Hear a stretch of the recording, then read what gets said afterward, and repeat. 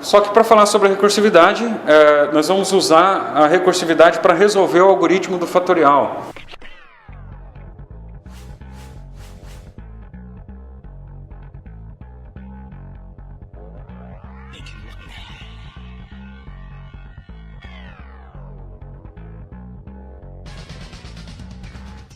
Então, eu acho importante eu falar um pouquinho sobre o que é fatorial, e por isso eu fiz um desenho aqui de uma família de 4 pessoas, quer dizer, 3 pessoas e um gatinho, um cachorro, seja lá o que é isso, né?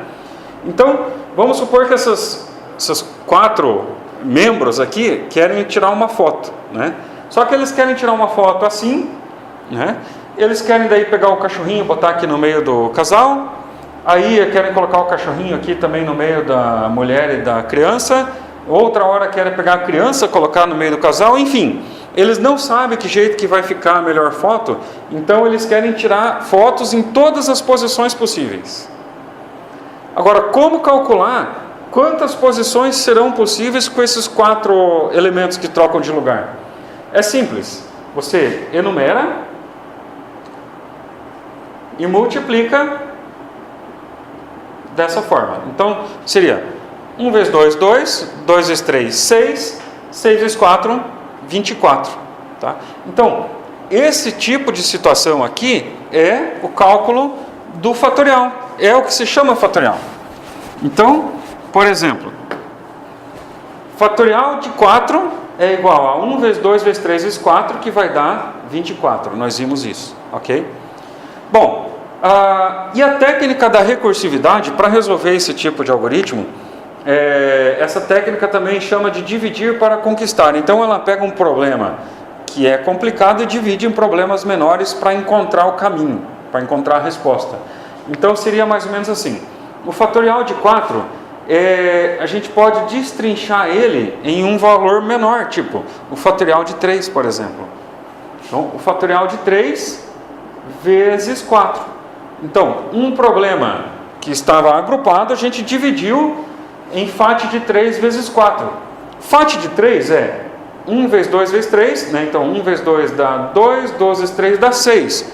Então, o fatorial de 3 é 6 vezes 4, 24. Então, essa separação do problema não mudou o resultado, né? E eu posso separar ainda mais. Fatorial de 2 vezes 3 é o fatorial de 3 dividido. E o vezes 4 eu mantenho porque é uma coisa que eu ainda não resolvi, né? Eu estou só copiando para baixo. Eu estou, em vez de resolvendo uma situação, eu estou destrinchando ela, estou quebrando em partes, né? E a mesma coisa, então, fatorial de 1 vezes 2, agora vezes 3 vezes 4. E o fatorial de 1 é só 1 mesmo, né? Então, fatorial de 1 é 1 vezes 2 vezes 3 vezes 4. Então, eu peguei um problema compacto, só que com bastante dificuldade, e fui dividindo eles até ser um problema bastante fácil, né? Ok, agora essa teoria, como isso funciona na programação, no algoritmo, né? Então a gente usa da recursividade, que é o fato de uma subrotina, uma função, chamar ela mesma, criando assim um laço de repetição, tá certo? Então, por exemplo, eu vou criar aqui a função int fat. Ok? Int fat recebe um número inteiro como parâmetro. Vamos supor que lá no programa principal se chamou fat4. Então, para criar essa subrotina fat4, eu faço int fat int n, onde n é o número que ela recebe como parâmetro. Ok? Então, se eu passei aqui fat 4, n vale 4. Então, essa função tem que retornar, quando é fat 4, retorna fat 3 vezes 4.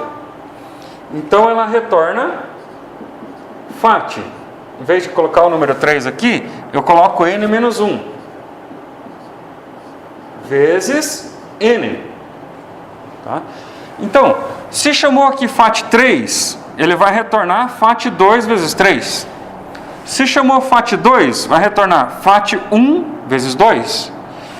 É exatamente o que a gente fez aqui. Só que tem um pequeno problema. Quando isso aqui, FAT é 1, por exemplo, fatorial de 1, ele vai retornar fatorial de 0 vezes 1. E quando chegar aqui fatorial de 0, ele vai retornar fatorial de negativo 1 vezes 0.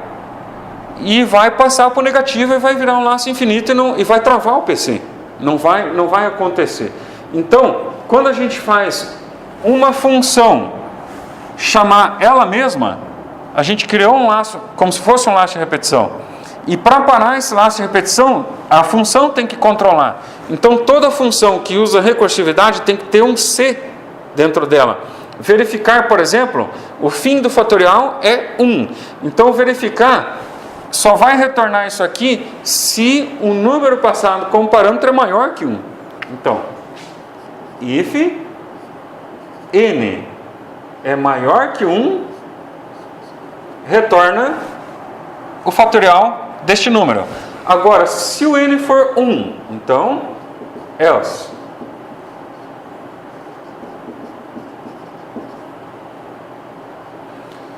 Se o n for 1, nós vimos aqui, ó. Se o n for 1, o que retorna? 1. Né? Então, estaria resolvido o problema. Tá? Para fazer um teste disso, n, vou fazer aqui do lado aqui, fatorial de 4. Então, n é 4. 4 é maior que 1? É. Então, retorna fatorial de 3 vezes 4. Então, fatorial de 3 vezes 4.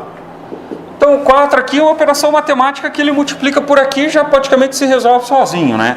Mas o fatorial de 3, ele chama de novo essa função aqui. 3 é maior que 1? É. Então, retorna fatorial de 2. Fatorial de 2 vezes 3. E o vezes 4 ainda não resolveu, só copia, né? Chamou fatorial de 2. Então, 2 é maior que 1, então retorna fatorial de 1 vezes 2. E quando chama fatorial de 1, n é maior que 1? Não. Então, retorna 1. Então, ficaria... Consequentemente, essa função aqui retorna essa expressão que é calculada, que vai dar 24.